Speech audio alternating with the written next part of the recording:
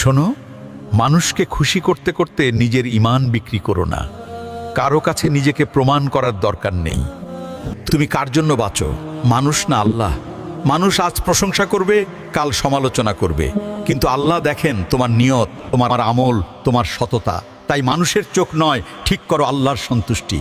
মানুষের বিচার ক্ষণিক, আল্লাহর বিচার চিরস্থায়ী। মাথা উঁচু করে চলো। যদি আল্লাহ তোমার সাথে থাকেন, তাহলে পুরো দুনিয়া বিরুদ্ধে গেল তুমি হারবে না।